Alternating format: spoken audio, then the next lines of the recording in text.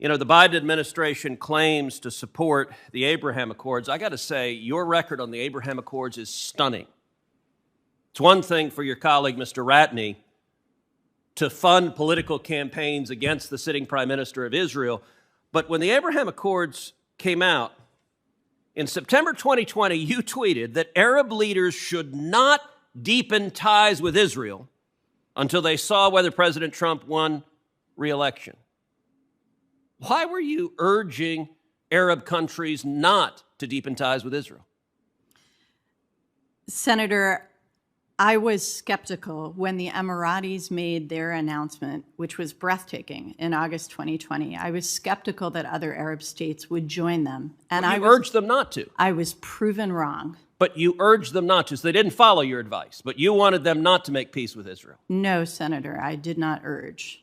I was... All right, you tweeted that peace between Israel and the UAE was a new Naksa, a setback.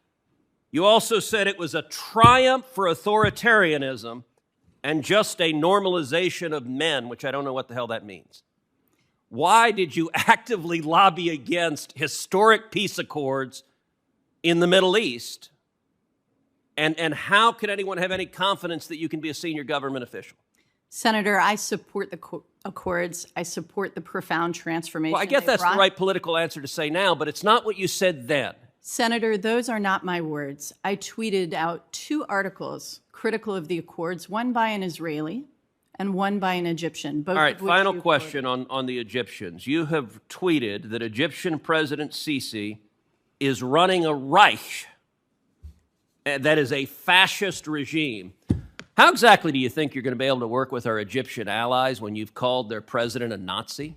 Senator, those are not my words. You didn't say he's running a Reich? No, Senator, I have no recollection of ever using those words about President Sisi.